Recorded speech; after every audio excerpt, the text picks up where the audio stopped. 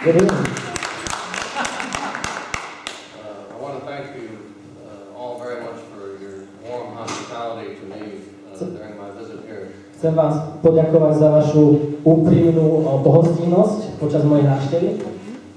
Particularly Vice Mayor Staníková. Konkrétne pani viceprimátorku Staníkovú a pani riaditeľku tejto školy Tomčíkovú.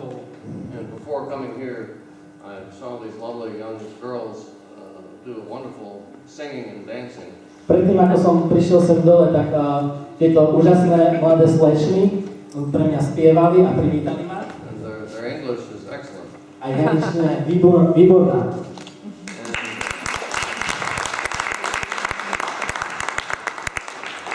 And I'm very happy to see them preserving this important cultural heritage of Slovakia. A som veľmi šťastný, že môžem vidieť, ako zachovávajú tie kultúrne zvyky Slovenska.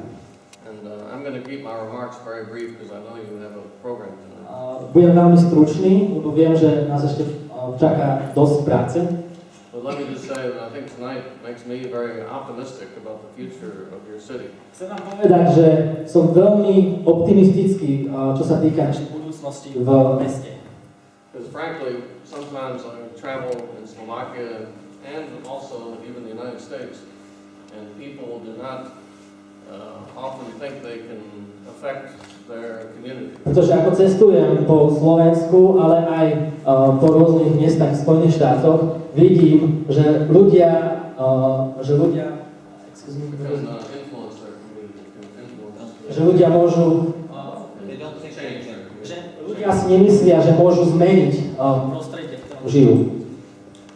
And I think that here you're demonstrating that it's not somebody else who's going to change your community, it's all of us. Myslím si, že tu ukazujeme, že to nie je niekto iný, kto bude meniť niečo, ale to sme my, ktorí to zmenia.